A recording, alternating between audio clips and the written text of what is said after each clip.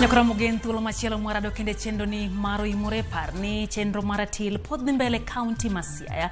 Kanyo bende jafwambo VOJ yogo e touch mondo mi owinjie pat jopiny ahinya to kaluwore gi dongruok mag sene kaunti no, kaluwore gi telo no mar bedo kata mar governor.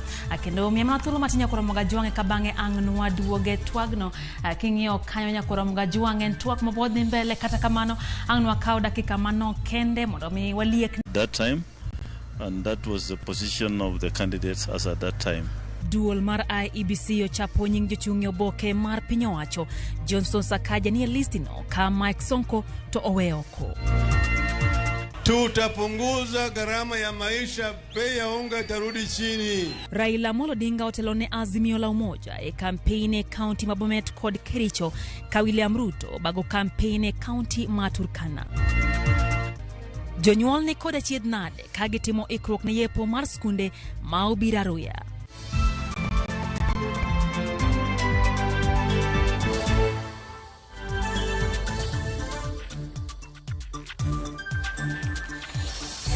Machiegni nyakoro Ramogi Ajwang' erokamano kuom kete mana kae Ramogi TV chenro ni mar OIMORE be thuolo matudri kodwa nyiswa pachi kaluwore gi wechegi mabende waikoni otieno ma kawuono. Layo malote machok 2 3 6 nono bende nyiswa pachi kaluwore gi wechegi mwaikoni.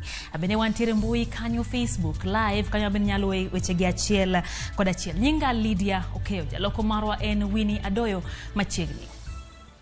Gikone tokoro jalar kom governor ma county ma Nairobi Johnson Sakaja ochap nyinge bok moyiedhi mar piny owacho kaka achiel kuom jochung'.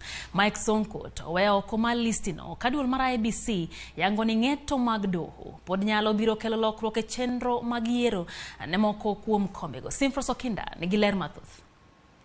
Oboke ma oyiedhi mar piny owacho, IEBC oriedo nyinge jolar kombe ma opogore ka ochakore gi mar tend Kenya nyaka kombe mag od bura. Lemo mar jatend Kenya ilaro kod jochung' 4 moriwo Raila Odinga mar Azimio la Umoja One Kenya, William Ruto mar UDA, George Wajakoya mar Roots Party kod David Mwaure mar Agano Party. Jalar kom governor ma Nairobi kod otiko mar UDA Johnson Sakaja kod Cleophas Malala maulap dhoge chwerne kom governor ma Kakamega koro puodhi mondo lar kombego kata obedo ni buche mag kwedo chung' mag-gi osebedo ka luorore e doho. Sakaja osebedo ka yalo bura mar sombe do ma pachoka ka ler mar sombe rang'iny mar digri e mbalariany mar Tims e piny libamba mar Uganda podi nono. Sakaja biro laro komno kod jochung' mamoko kaka Polycarp Igathe mar Jubilee, Griwol Haman mar Safina, Dennis Kodhe mar LDP e kind mamoko. Jalar kom governor ma Kakamega Cleophas Malala nodonjne do kod jogombulu moko 2 mane wacho ni ne ok osidhe digri e mbalariany mar USIU kaka osebedo ka owacho kendo nego tame laro komno kaluwore gi chik. Malala biro piem kod jotelo mamoko kaka Fernandes Barasa mar ODM e kind jochung' mamoko. Mike Mbuvi Sonko mageto kom governor ma Mombasa to we oko mar listi ma IEBC ochapo. Sonko osebedo gi midhiero maluwe ni mar IEBC ne oko puodhe ne laro komno kata doko ni osebedo kothuthni mar yudo puoth mar doho. Ndalo manok mokalo do mamalo no chungo go chapa otese magombulu mar kom governor ma Mombasa kirito winjo bura mane Sonko donjone go duol mar IEBC. Jakom IEBC Wafula Chebukati to wacho ni listi margi yande gichiwo kapok do golo chik ne kik chap otese mag ombulu ne kom governor ma Mombasa nyaka ng'ad bura e wi ng'ur mar Sonko. Chebukati wacho ni poni do chuno ni nyaka Sonko bedie debe biro chuno gi chungo yiero mar governor ma Mombasa. Those candidates who are in the Gazette Notes were the ones cleared by the returning officers at the national level, at the county level, and at the constituency level. So those are the candidates you'll find in that Gazette notice. You talk about Songo, as at that time he was not cleared, and the other gentleman you're referring to was also not cleared as at that time. And the case about Songo is still in court. As you have said, we have not seen any court order varying the decision of the returning officer. The other matter related to Thangwa, I think that we have received a court order and I'm sure the returning officer has complied with that court order. And in a case like that one, then we shall prepare a corrigenda to the Gazette notice. Jogo mopuodhi mondo lar kom mar kar chung'od bura magem e county ma Siaya, mabende nobedo kod tungni e kind welo mag ODM, oting'o Elisha Odhiambo mar ODM, Isaiah Omolo mar DAPK, kaachiel kod Adan Odhiambo mar NAK. Simfros Okinda, Ramogi TV. To kapo dogo manatachi wechego magiero nyakurom gajuang duol matao chenro magiere pacho IBC ka otelne gi jakom mare Wafula Chebukati no bagoromo malal ruok gi riwruog jofwambo kanyakla kod kembe matimo nonro mag ombulu mar paro. Ruok makamano en mar rango kaka ute fwambo tao chenro magie kinde ikruok ne yiero to kod chal mar kaka ibago ombulu mar paro makelo lokruok e kit siasa ma pachoka. Jafwambo mara Walter Nyambaga lo wachne yo machal kodma. Romono malalruok ne okelo kanyakla duol mar IBC, riwruoge mag ute mag fwambo kanyakla kod kembe matayo nonro mag paro mag ombulu bende ne oyuorie kod jodito mag yiero mowuok e pinje mopogore opogore kendo bedo gi lalruok e wi yiero ma Kenya tarik 9 dwe mar 8 higani. The media has a choice to make. Either they can sit and criticize the electoral process and the electoral commission, or they can work with the commission and get information and also participate in assisting the commission to grow. A media council is not worried about elections preparedness by the journalists or the media. We are not worried. Kawuono bura ma kawuono ne en mar ute mag fwambo kaka ginyalo tiyo mondo ginyis jopiny kaka mondo ohikre ombulu mabiro. Machielo bene wan gi jok mapimo pach mar ji magin jo opinion polls mane watemo ng'iyo ni sama gidhi joganda to gipenjo gi weche mage ang'o ma ging'iyo to jok mage mabe chulogi. E kinde lalruok matut kod kembe mag nonro mag paro ne yudo thuolo mar lero mathoth motende kod nonro mage kagilero ni nonro mage timo ni kare kendo miyo jopiny ng'eyo wi yiero. Opinion polls on one hand provide a great source of information for the media, hence create a forum for credible and accurate polling. We also noted that the role of opinion polls in democracy consolidation has come under closer scrutiny to ensure that it's truly adding to the discourse and engagement in a positive and evidence-based manner. Ute mag fwambo bende chung kar tiendgi e wi kaka gichwalo tijegi mar chwalo ote kod puonj ne jopiny kanyisi en chwalo nonro mag paro ma ichiwo.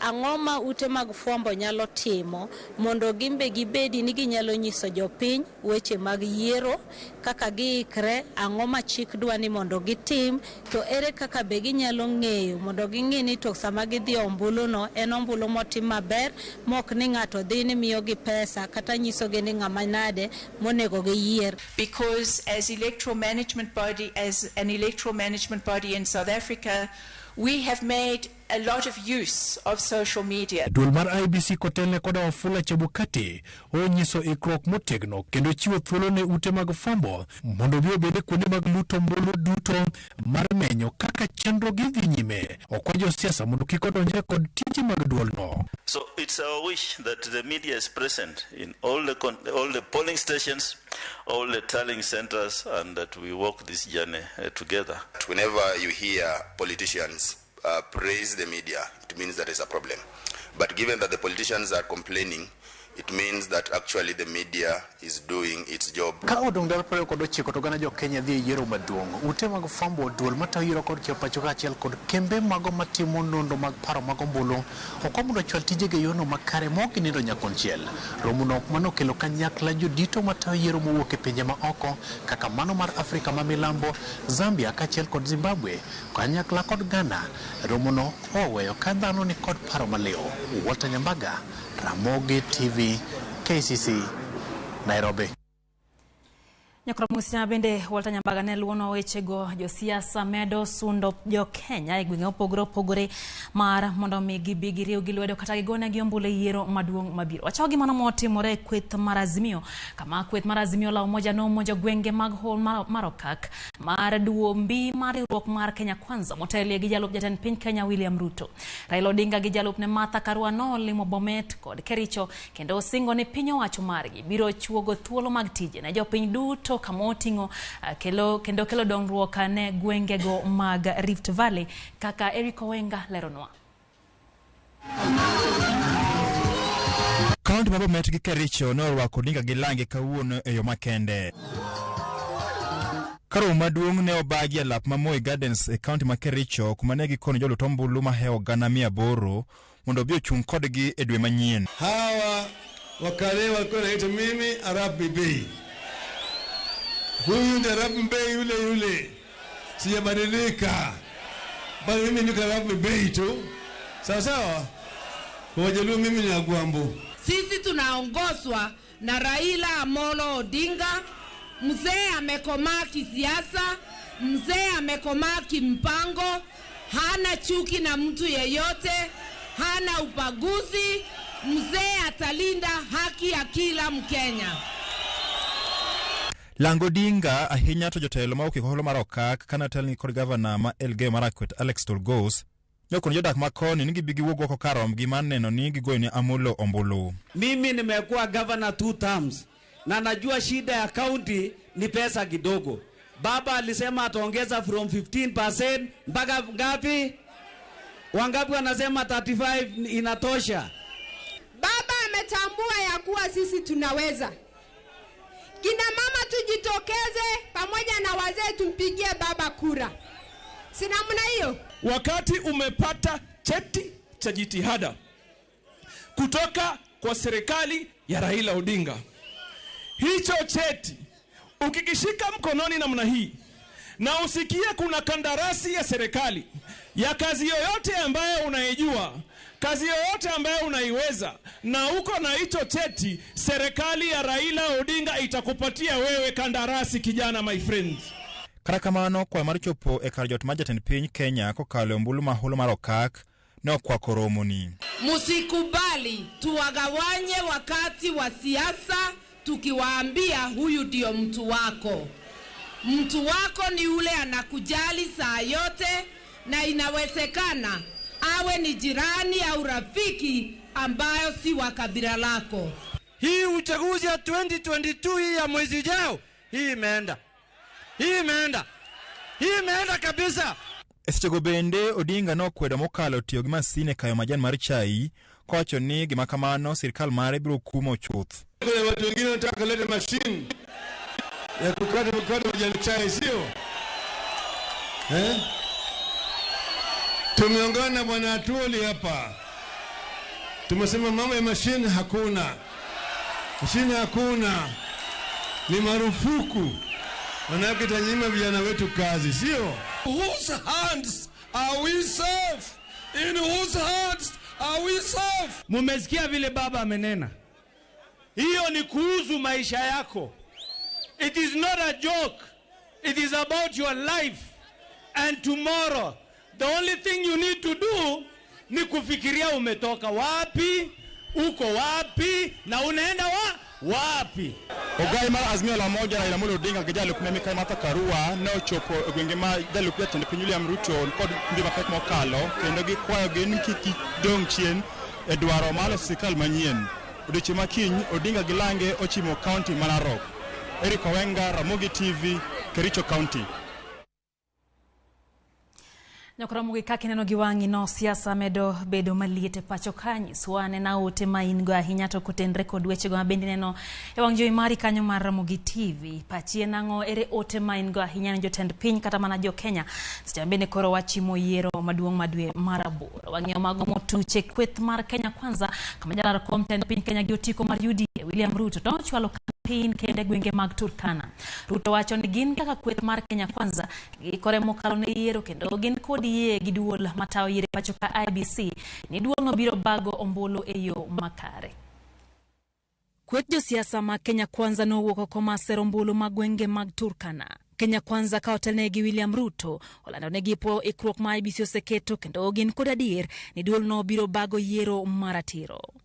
Ruto seo kweth mar Azimio la Umoja kuom nyiso toe ikruok mar IBC.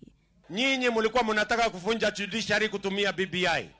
Nyinyi mulivunja ile commission ya Kibuitu, mukavunja ile commission ya Hassan. Saa hizi mnataka kuvunja commission hii ya Chebukati. kwa sababu hamutosheki. Nyinyi mnataka ile commission inafanya kazi yenu. Kenya inataka commission independent ambayo itafanya kazi kulingana na katiba, sio kulingana na matakwa ama maslahi ya mtu binafsi. Elections are set for 9th of August. The country is ready. IEBC is ready. Elections will go on with or without your participation. Ruto jiwo ni adieri margi en yiero mawang'ni dhi bedo manigi kwe kendo idhi bage yo demokrasia. Wacha kusumbua IEBC. Hamushindani na Chebukati, hamushindani na IEBC, munashindana na huyu hasla. You better face me, wachana na IEBC. Nyinyi kujeni tuangaliane macho kwa macho. Tutawashinda asubuhi na mapema tarehe 9 mwezi wa 8. Ruto kod Lange ogo debe ne chenro margi mar bero chui mapachoka. Kowacho ni gin na magin kod duoko mar fuong'o nengo ngima masani odidore mokale piny Kenya. Njia ya kupunguza gharama ya maisha ni kupunguza gharama ya chakula. Kupunguza gharama ya chakula ni kumsaidia mkulima azalishe chakula zaidi. Na njia ya kumsaidia mkulima ni kumpatia mbegu. Tutampatia mbolea. Tutapunguza gharama ya mbolea kutoka 6,000 mpaka shilingi 2,000. Ndio tuwezeshe wakulima wetu watuzalishie chakula. Chakula ifike hapa sokoni kwa bei nafuu. Kweth machielo mar Kenya Kwanza no timo limbe kaunti ma Meru. Kama ne gidhi temo gwenyo singo manyocha Azimio la Umoja oketo ne jopiny makono.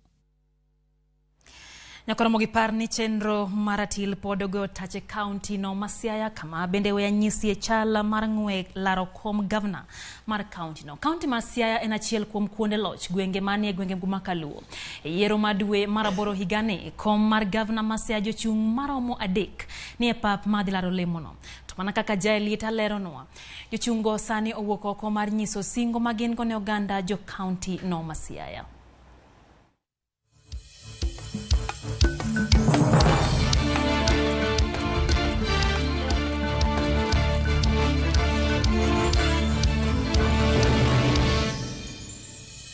Nyakane telo mar kor gwenge kata counties chatiyo pachoka. County Masiaya osebedo kod governor achiel, Amoth Rasanga, mosetayo county no kuom higni 9. I further appeal that the investigations be expedited in order to facilitate prompt identification. Tok higni go, jo county Masiaya dhi yudo thuolo mar yiero governor manyien e yiero mar dwe mar 8. Duol mar IBC osepwodho jochung' 3. James Agri Bob Orengo, machungi otiko ma ODM, Nicholas Gumbo Wajonya mar UDM, kod William Otieno Ochieng, mochung' kende kata independent candidate. Campaign period shall run immediately after registration commences from the 29th of May to the 6th of August 2022. Jochungi ni kod chenro mage ne jodak Masiaya. Wayudo thuolo mar wuoyo kod ariyo kuom jochungo ka ging'iyo ting'o malo dongruok ma county no mosethirno kuom kinde malach. Aketo ni wa protect resources magwa kendo wati kodgi e yo makare mondo wayud kaka nyithindwa nyalo konyre. Besin mane wan go mar yala makoro sani nitie Dominion no podho nango to wantie to pesa biro higa ka higa sia county dakwa chieri Dominion. Wangia nena mwandu manyasao miyo maduong' siaka en dho nambo ma Lake Victoria. Donembe go kiriwo gin karibu 90 man sia county ka. Nyaka koro wagolgi mondo mwandu mawuok kanyo mondo konjo sia mondo wawe chando mine matero alote kata mana mogolo alote puothe ditero ni mondo ibiro kaw ni mondo ni juoge to gik mikelo go pesa mijuogo go bende ng'ama neno kuma gidhiye onge. Mage yore mwadwa tiyogo ka watiyo gi gimiluongo ni blue economy to kod cottage industries mondo nyithiwa onwang' tije e yo makare. Weche mag ting'o malo ngima jodak makono bende giwacho ni gidhi keto yore mopogore mar bero. Siaya kaeri wan gi koth mang'eny to gima monwa bedo gi chiemo en ni ok walos mpango maber mar bedo gi chiemo. Mpango mar bedo gi chiemo en nyaka wabed gi agricultural extension officers. Mpango mar bedo gi chiemo en nyaka wakel tingni manyalo konyo jogo mok nyal mondo pur gi yo mayot. To jogo manyalo to ginyalo pur negi gi bei machien. Kidieny mokwongo en adwaro na bed accountable. pesa momiwa kaka josiaya wadwa nwa account nwa timo kod yango tango moloko e ngima mar japiny ma japiny osongo mbele kech gima duong e gik mimiyo wagi te en ni waloko ngima mar japiny bosudo malo owuok piny kuma entie bochope level moro bende onya dak bobed gi mor bonyier ni ngima ber kode. Giwacho ni e kinde mokalo kaunti ma Siaya notelo e weche somo masani bet dok chien gino magigeno maduoko kare kokalo neno ni jopuonjre duto oyudo tiegruok. Kata siling achiel momi Siaya ibro kwan kendo abro siemo kama odhiye abro chon siling achiel nodhi ne nyathi kich maonge school fees. Siling ariyo nodhi ni dayo kata jaduong machandore waneno kaka waloso kare mondo bet maber. Siling adek ne wakonyogo ja sport manigi talent malich Siaya ka to waling waweya ok wakony. Abro timo yore duto te mondo ane ni onge nyathi jachan mabet dala ni school fees otamo. Siaya kaeri higa mar 18 mane to kot kama betie ni ne nyathi moro wuok ogwenja monwango max 410 koluonge school miluongo na Alliance to dwa dhi e day school. Mago gik manyak watieki to nikech Siaya ene kar somo. Kata bed ni jochungi opango gik magidwa timo ne jo kaunti ma Siaya, jalony e weche mag siasa neno ni ng'ama dhi kawo kom mar gavana e kaunti ni en ng'ano madhi wuok e duond bura mar ODM. Onyalo lokre gi kar area mag MP gi MCA ginigo. But for race ma governor, I think party nigi sei maduong kendo ji luwo kendo ling winjo gima party wacho. Kopogore kod teko mar duond bura, kuonde chung ute bura moko ing'iyo kama nigi oteku maduong mar chiwo jaloch e komno, gino momiyo jochung mag komni oseyudo jolupgi koa e gwenge mag Ugenya kata Alego kaluwore kod kuonde magiaye. Ng'ama bedo governor Lutombulu ema miyo ng'ato bedo governor ni paro ni jo Alego gi jo Ugenya ema bro bedo governor Siaya County, either Jalego or ja Ugenya.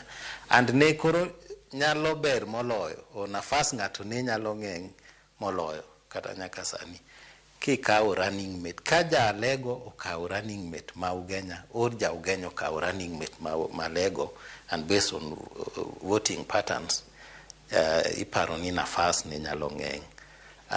Teko bende determine gimimiyo notime 2013 notime 2017 again kaka neno ibro time kata nyaka sani.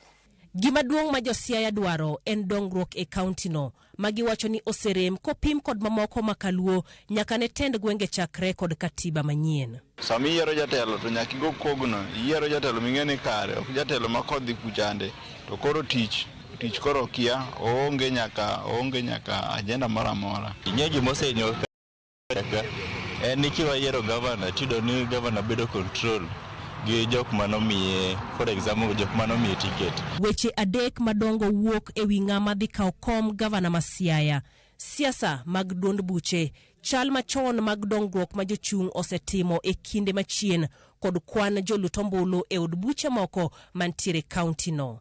Jaileta, Ramogi TV.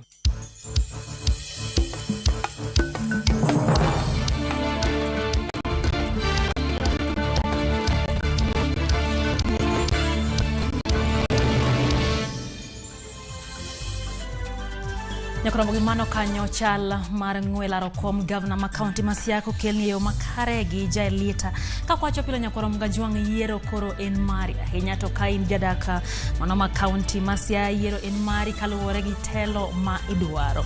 Maka Kumu Junior wacho kanyo